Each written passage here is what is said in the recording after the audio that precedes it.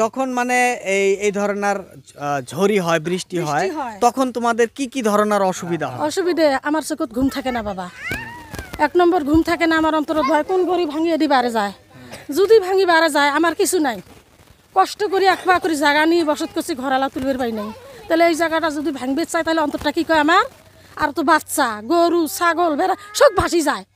হ্যাঁ ওইবারে যদি গরু পার করে ভাসি যায় ধরবি পাই না, হাঁস মুরগি ভাসি যায়, কি অসুবিধা আমার এদিনের মানুষের কোয়া চলে না। আর এই যে হিরে হির কাছারগুলি যে ভাঙবি লাগছে মনটা কি কয়, থাকা বলে সম্ভব হয় মনে কয়, তাহলে মনটা কি কয় কারো মন শান্তি থাকবে? হ্যাঁ কাইও চায় না যে দুঃখ পাক, মা বোন সবাই শান্তির থাক, ছেলে মেয়ে সকালে শান্তির থাক, হয় না নমায়? তাহলে এই জিনিসগুলি যে এত ভাঙবি লাগছে তাহলে আমার মনত তাহলে কি আমার জীবন থাকা না থাকার সমান, ঘুমের অবস্থা যদি রাত ভাঙি যায় তাহলে ছাওয়া পরিয়ে সব যাবে না। হ্যাঁ আর আমরা এই যুগের মধ্যে সম্পত্তি করে পামো, আমরা পামো 1 পা সম্পত্তির দাম 20 লাখ 30 লাখ করে চলছে, আমরা পাই না। আমরা হাজিরি করে খাওয়া মানুষ, বাচ্চাকে পালমো না, আর বাড়ি ঘরে কর্ম না জমি কর্ম পামো করবে, এই জন্যে আমার অন্তর খুব ভয় বাবা, অনুরোধ করে কবি নাকছি শুনছেন। আর বালু জন দয়া করে অনুরোধ, 1 মুঠি বালু জন এই রঙা বিলের থেকে ওঠে না। তো আপনারা কমপ্লেন করেছিলেন যে হ্যাঁ সালো পর্যন্ত বন্ধ করি পাই না, তাও চলে, তাও জোর করে আসে, তাও তোলে, কি করবে নালা? হ্যাঁ মুই 20 জন নাই না তোর মা 30 জন তোলে দেয়, হয় না নয়? তো ওই জন্যে আমরা দয়া করি তোমার কাছে আশা করলাম, আগে আল্লাহ আছে, তোমরা দয়া করি তো শুধু মানুষকে দেখাবো এবং সরকারকে দেখানোর জন্য চেষ্টা করব, আমরা এটি চাই আর কি, দয়া করি। কাজগুলো কিন্তু সরকার করে, তো সরকারকে কি বলতে চান যে সরকার এই কাজগুলো করবে না? নাই আমরা চাই আমাকে নাগে সরকারক এই কাজটা আমাকে নাগে করা জরুরি নাগে।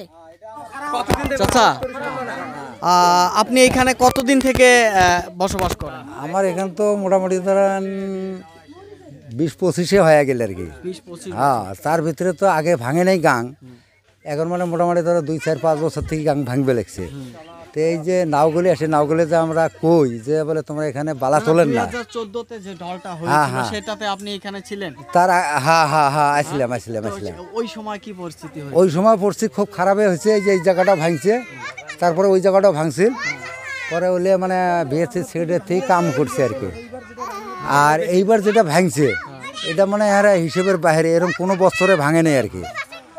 তার ভিতরে মিনিস্টারের বাড়ি আমি 5 বার গেছিলাম আর কি, মিনিস্টার কইছিলাম যে যাই হোক ভাই আমার কামটা করাই লাগবে আর কি। তো মিনিস্টার কইছে যে ঠিক আছে ভাই আমি তোর কামটা করিম আর কি। তো এখন অফিসারক পাঠিয়ে দিছে, ইনকোয়ারি করছে, ফটো করছে, এর পর্যন্ত এইভাবে চলি আছে। তো এখন মানে কাম এই রিসেন্টলি ফটো করেছিল, এই বর্তমান মানে করে নাই, একজনে কাইমারে আসছিল আর কি, আসার পরে একদিন করছিল আর কি, মিনিস্টারকেও মানে হোয়াটসঅ্যাপ পাঠিয়ে দিছে আর কি। এখন মিনিস্টার আসার কথা আজকে কালকের ভিতরে, আমরাও যাওয়ার জন্য চেষ্টা করছি যে মিনিস্টারের সাথে দেখা করবো, কী কয় আর কি, যে এখানে আমরা তো থাকতে পাই না, কি একটা ব্যবস্থা নেয় কি না নেয় আর কি। তো এরকম আর কি অবস্থাটা হয়ে আছে আর কি। ঠিক আছে, ধন্যবাদ আপনাকে। আবাদ সাবাদ গেলে যে হয়েছে ক্ষতি, ক্ষতি হয়েছে, আর এই যে বর্ষা দিনের ঢল এসে এতে মোটামুটি 50-60 ঘরের মানুষের মতন আছে, সবারই রিস্ক হয়ে আছে, মোটামুটি বাড়ি নগর যায় ভাঙি আর কি। তো এটা আমার রিকোয়েস্ট, আমার ফুলবাড়ি সমষ্টির পাওয়ার মিনিস্টারও আছে, এখন আমার এটা রিকোয়েস্ট এমার্জেন্সি আর কি, 2-1 দিনের ভিতরে সেভাবে স্পেয়ারের কামের বুদ্ধি করা লাগে আর কি বর্ষা দিনের দিনটা আর কি। আর আমার বিশ্বাস করবে ওটা, এটাই আমার এতটুকু আর কি আশা। এটি আসে আরো আপনি এই যে এই ধরনের পরিস্থিতির বিষয়ে কি বলতে চান?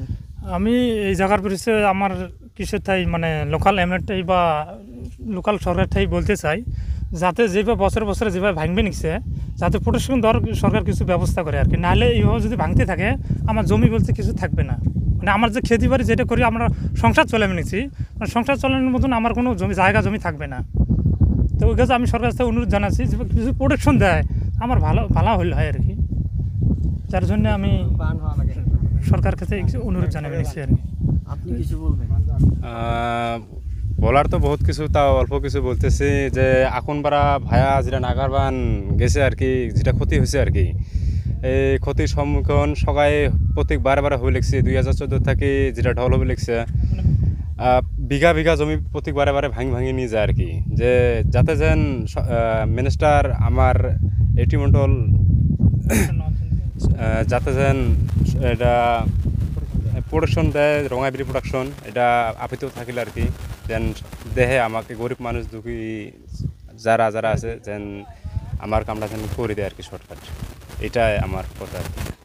মানে Thank 20 বছর থেকে কোনো নদী বাঁধ হয় না, 20 বছর আগে বাঁধ ছিল, মানে 20 বছর পরে থেকে কোনো জায়গা বাঁধা টান্ধা হয় না আর কি। যার জন্য যদি বছর বছর কিছু কিছু একটু একটু করে যদি বাঁধতো আর কি, তাহলে এতটা ক্ষয়ক্ষতি হতো না আর কি।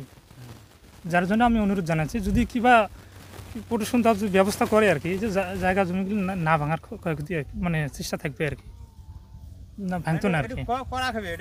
এটা মানে করা খাবে, মানে এটা আমি অনুরোধ জানালাম আর কি, যাতে কিবা ব্যবস্থা করে দিয়ে হল না। এই যে এই জায়গা জমি যে বাড়িঘর আছে, বাড়িঘর যদি বছর বছর থাকবে না, যে হিসেবে ভাঙবে নিছে আর কি, মানে বছর বছর হয়তো থাকবেন নয়, কিছু বছর 2-1 বছর পর থাকবেন নয় আর কি, যদি না বাঁধা যদি না বাঁধে আর কি।